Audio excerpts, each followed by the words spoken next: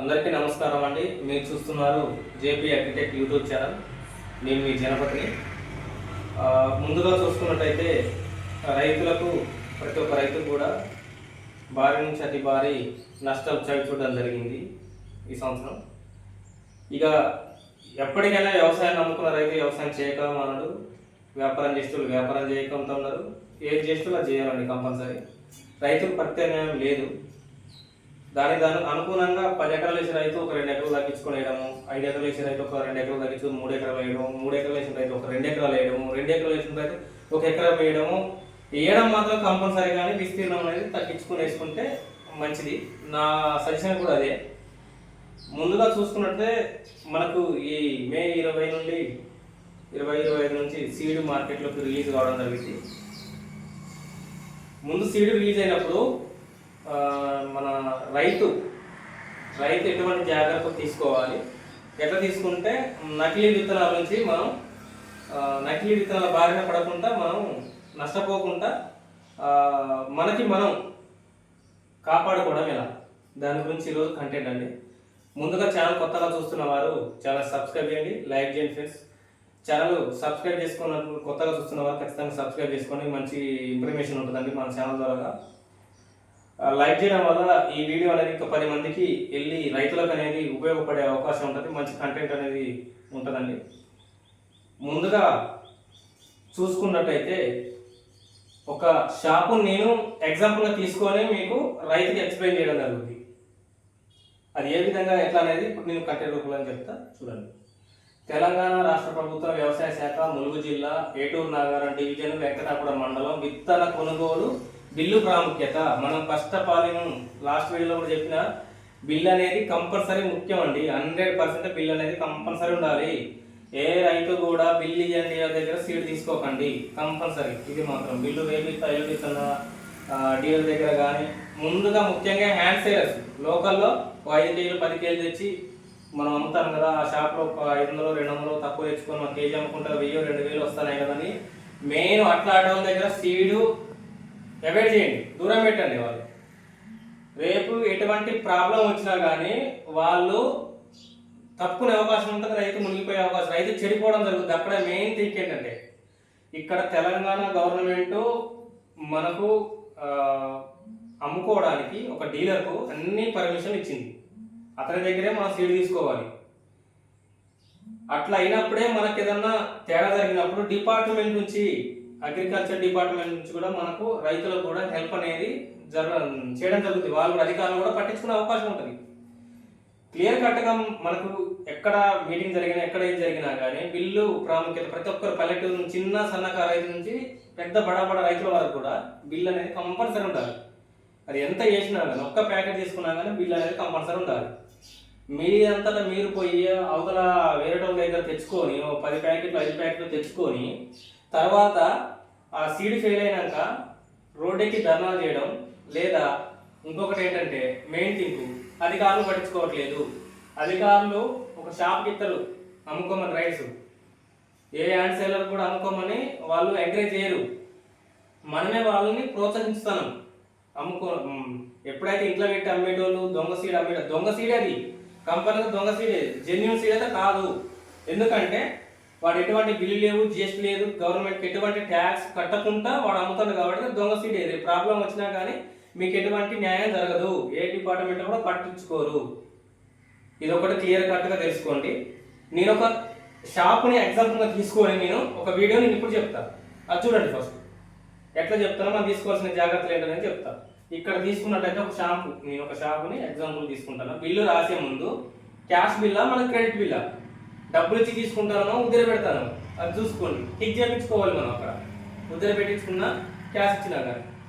ఇక ముందుగా చూసుకున్నట్టే Shri Lakshmi Durga fertilizer pesticide seeds, ఇది ఒక షాప్ పేరు. అది ఎక్కడ ఉంది, హౌస్ నెంబర్, మెయిన్ రోడ్ పేరు వీరాపురం విలేజ్ వస్తుంది, వెంకటాపురం మండలం, డిస్టిక్ ములుగు, పిన్ కోడ్ వచ్చేసి 507136.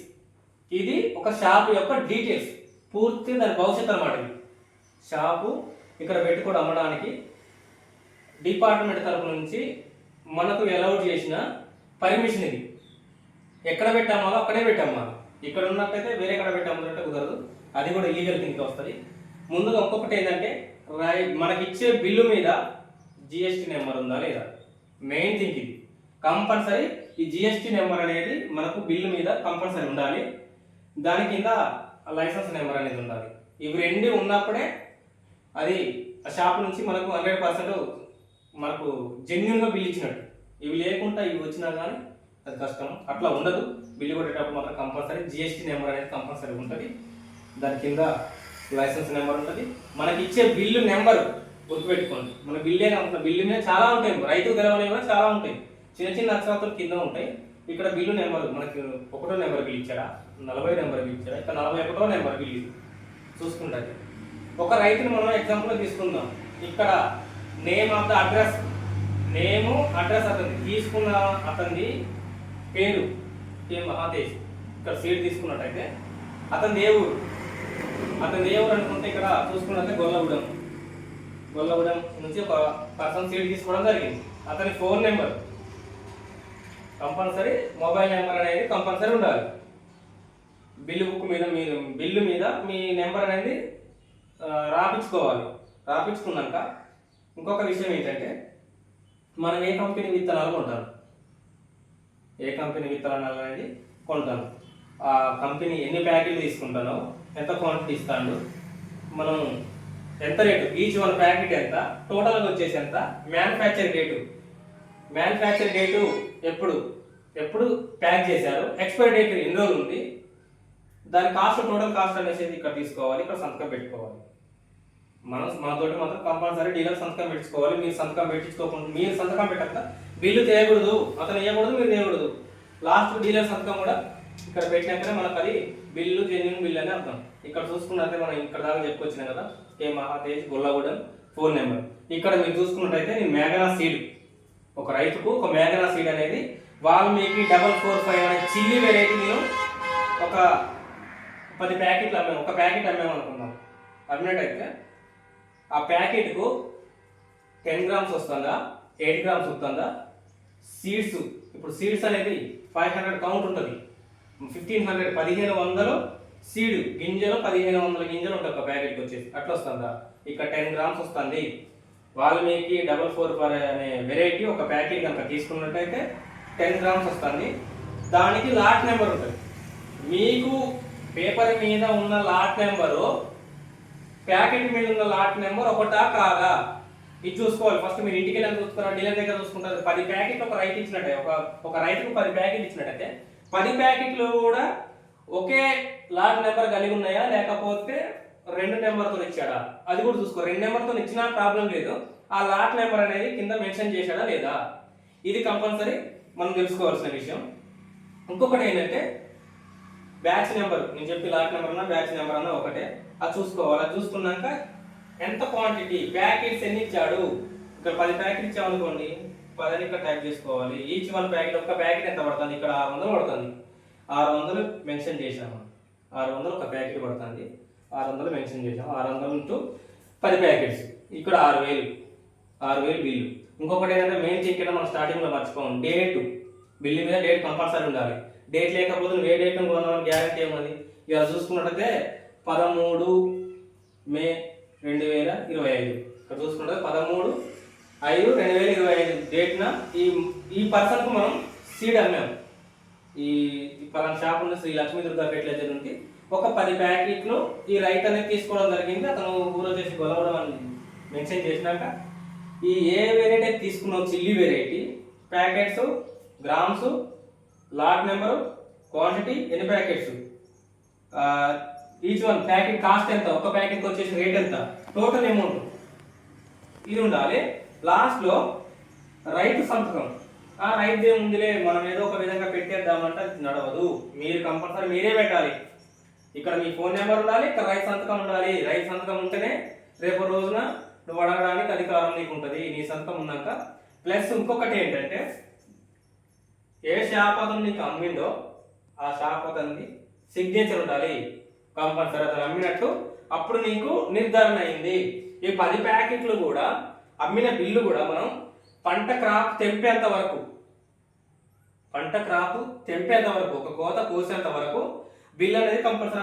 నాకు మొలకలు వచ్చాయండి, నాకు 100కు 99 మొలకలు వచ్చినాయి, 100 గింజలు పెట్టుకుంటే నాకు ఎగ్జాంపుల్ ఇది, ఒక 100 గింజలు పెడితే మాకు 99 మొలకలు వచ్చాయి, మాకు బిల్లుతోటి ఇంకేం పని అవసరం లేదనుకుంటే రేపు హీలింగ్ ఏమన్నా తేడా వస్తుంది. ఎవరిని అడుగుతున్నాము? ఇప్పుడు ఒక డీలర్ దగ్గర మనం సీడ్ తీసుకున్నాం, డీలర్ కంపెనీ వ్యక్తిని నమ్మి తీసుకుంటాడు. కంపెనీ దగ్గర ఇప్పుడు నువ్వైతే ఎట్లా బిల్ తీసుకుంటావో డీలర్ కూడా కంపెనీ దగ్గర దానికి సంబంధించిన ఓఫాము, అతని దగ్గర ఉన్న పీసీలు అవన్నీ తీసుకొని సీడ్ వాళ్ళ దగ్గర హ్యాండ్ ఓవర్ తీసుకుంటారు. ఎక్కడ డిస్ట్రిబ్యూటర్ దగ్గర తీసుకుంటారా, డైరెక్ట్ కంపెనీ దగ్గర తీసుకుంటారా, పీడీ తీసుకుంటారా అనేది ఆ కంపెనీకి డీలర్కి సంబంధం ఉంటుంది. అట్లాగే డీలర్ నుంచి రైతుకు ఈ సంబంధం ఉండాలి. ఏదైతే మనకు ఇప్పుడు నేను చెప్పొచ్చింది ఉందో బిల్లు ప్రాముఖ్యత అనేది, ఇది compulsory point by point compulsory ఉండాలి. తెలిసిన వాళ్ళకి అవసరం లేదు, తెలవని వాళ్ళకి మాత్రం కంపల్సరీ నేను ఇది చెప్పాలనుకున్నది. ఇది కంపల్సరీ చూశాక ప్యాకెట్ మీద కూడా మీరు చూసుకోవచ్చు. కంపెనీ అనేది 60% జర్మినేషన్ అనేది షూరిటీ ఇస్తుంది. మిర్చి అంటే వ్యవసాయం అంటేనే ప్రకృతి ఆధారంగా పండే పంట అండి. దానికి వాతావరణం మనం సీడ్ పెట్టినప్పుడు అధికంగా వర్షం అయినప్పుడు కొద్దిగా జర్మినేషన్ ఫాల్ట్ అనేది రావడం జరుగుతుంది.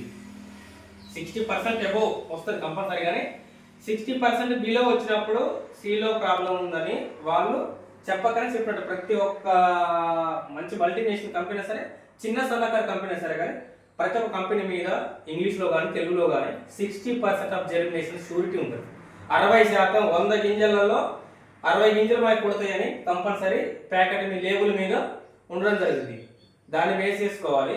మనకి ఎప్పుడైతే 50% వచ్చినాయి మొలకలు, అప్పుడు మన డీలర్ దగ్గరికి పోతే డీలర్ కంపెనీని అప్రోచ్ అయ్యి మనకు తగు న్యాయం అంటే మనకి ఎంత పర్సెంటేజ్ అయితే లాస్ వచ్చింది, 10% వచ్చిందా, 9% వచ్చిందా, 0% మనకు అసలు మొలకలే రాలేదా అనే దాన్ని బట్టి బేస్ చేసుకొని మనకు ఆ డీలర్ అనేది మనకు న్యాయం చేయడం జరుగుతుంది. సరే, ఇప్పుడు మనం చెప్పిందంతా మొత్తం మొలక శాతం కదా. ఒకవేళ క్రాప్ తేడా వస్తే ఈ బిల్ అనేది మనం కాపాడింది. ఈ బిల్లు పట్టుకొని పోయి మన డీలర్ని కలవాలి. డీలరు ఎట్లా రెస్పాండ్ అవుతాడు, రెస్పాండ్ కాకపోతే తగు డిపార్ట్మెంట్ ఉంటుంది.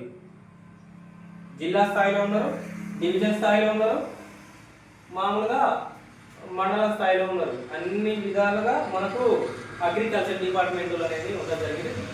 వాళ్ళని కలిసినప్పుడు వాళ్ళు మనకు హెల్ప్ చేసే అవకాశం ఉంటుంది. ఏది ఇట్లా జెన్యూన్గా బిల్లు తీసుకున్నప్పుడే, ఒకటి గుర్తుపెట్టుకోండి, ఇట్లా జెన్యూన్గా బిల్లు తీసుకున్నప్పుడే మనకు ఈ డీలర్ కానీ లేకపోతే ఈ అగ్రికల్చర్ డిపార్ట్మెంట్ వాళ్ళు కానీ, ఏఓ గారు కానీ, ఏడిఓ గారు కానీ, వీళ్ళు ఎవరైనా కానీ మనకు హెల్ప్ చేసే అవకాశం ఉంటుంది. మనం ఇక్కడ నేను ముందు ఒకటి చెప్పాను, లైసెన్స్ లేకుండా దొంగ సీడ్ అది లైసెన్స్ లేకుండా ఇంట్లో పెట్టి అమ్మేది దొంగ సీడ్ కిందకే వస్తుంది.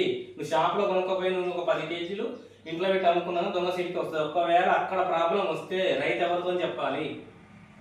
ఎవరు పట్టించుకోరు. అధికారులు షాప్ దగ్గర సీడ్ తీసుకోమని చెప్తారు, డీలర్ కూడా షాపులనే సీడ్ తీసుకోవాలని చెప్తారు. రైతుకు వచ్చేసి ఒక 100 రూపాయలు అక్కడ తగ్గుతుందని తీసుకుంటే ఫ్యూచర్లో ప్రాబ్లం వస్తే 6 నెలలు 7 నెలలు మనకు దాని రిజల్ట్ వెళ్తుంది. హీలింగ్ జర్మినేషన్ వచ్చి హీలింగ్ రాదు, క్రాప్ రాదు, చిన్న సైజు రావడం జరుగుతుంది, కాయ పగలడం జరుగుతుంది, బోరాల లోపం వచ్చి కాయ పగలడం జరిగింది. తర్వాత దానికి ఎవరు బాధ్యులు? తర్వాత మళ్ళా మన రోడ్ ఎక్కి ఇక మళ్ళీ ఇబ్బంది పడాల్సి ఉంటుంది. అధికారులు రెస్పాన్స్ కాదు, డీలర్ రెస్పాన్స్ కాదు. ఏ డీలర్ అసలు లైసెన్సే లేదు, డీలరే కాదు వాడు, ఎవరిని అడుగుతావు అప్పుడు? ఇవన్నీ తగు చర్యలు కనుక మనం చర్యలు కాదు, ఇది మన హక్కు. ఇది ఇప్పుడు నేను ఏదైతే చెప్పానో అంతా కరెక్ట్గా మీరు ఫాలో అయినట్టయితే కంపల్సరీ మీకు న్యాయం అనేది జరుగుతుంది. రేపు రోజు ప్రాబ్లం వచ్చిన ప్రాబ్లం రావద్దు, దేవుని రావద్దు, ఏ రైతుకు కూడా రావద్దని నేను కూడా కోరుకుంటాను. ఒకవేళ బై మిస్టేక్లో వచ్చినప్పుడు ఇవి ఇలాంటివన్నీ తీసుకుంటే మనం మోసం నుంచి మనల్ని మనం కాపాడుకోవడం జరిగింది. ఇంకొకటి ఏదైనా బిల్లు కింద మనకు తెలుగులోనే ఉంటుంది, దానికి బాధ్యులు ఎవరు, ఎట్లా, దానికి సంబంధించిన డీటెయిల్స్ మొత్తం కూడా కింద ఉంటుంది. ఇప్పుడు నేను చెప్పిన మ్యాటర్ అంతా ఉండకున్నా కానీ కింద కొద్ది గొప్ప ఉంటుంది. దాన్ని కూడా క్షుణ్ణంగా చదువుకొని బిల్లు తీసుకోండి దయచేసి. 100కో 50కో వస్తుందని తక్కువకి వస్తుందని పోయి మనం 10 ప్యాకెట్ తీసుకుంటానన్నా మనకు 5 తక్కువకి వస్తుంది కదా, ఆడ తీసుకుందాం రేటు తీసుకుందాం అనుకుంటే ఏదైనా ప్రాబ్లం వచ్చినప్పుడు చాలా ఇబ్బందులు పడే అవకాశం ఉంటుంది. మీ దగ్గరికి ఎవరు రారు, పరిస్థితులు ఘోరంగా ఉన్నాయి. నాకు తెలిసినంత వరకు అయితే విస్తీర్ణం అనేది తగ్గించుకుంటే నాకున్న అనుభవంతో నేను చెప్పడం జరుగుతుంది. విస్తీర్ణం అనేది ఒక 10 ఎకరాలు వేసే రైతు ఒక ఎకరం 2 ఎకరాలు 3 ఎకరాలు తగ్గించుకుంటేనే మంచిదండి. నెక్స్ట్ ఇయర్ కూడా మార్కెట్ ఉంటుందనే వచ్చి కూడా మనం చెప్పలేము. నేను లాస్ట్ ఇయర్ కూడా చెప్పాను, రేట్ అనేది ఎవరు కూడా కరెక్ట్ టాలీ చేసి అయితే ఎవరు చెప్పలేదు. ఒక వారం కూడా ఎస్టిమేషన్ చెప్పలేదు. ఇవాళ ఉన్న రేటు రేపు ఉన్న రేటు ఎల్లుండి ఉండదు. ఇవన్నీ దృష్టిలో పెట్టుకొని ఈ చర్యలు మీరు కనుక ఇవన్నీ పాటించండి. మీ హక్కు ఇది. దీన్ని పాటించినట్టయితే మెయిన్ సీడీ విషయాల్లో మీరు బయటపడే అవకాశం ఉంటుంది. ఇది నేను చెప్పదలుచుకున్నది. సో ఫ్రెండ్స్, ఇది మన వీడియో కనుక మీకు నచ్చినట్టయితే ఛానల్ సబ్స్క్రైబ్ చేయండి, లైక్ చేయండి, షేర్ చేయండి ఫ్రెండ్స్. So by.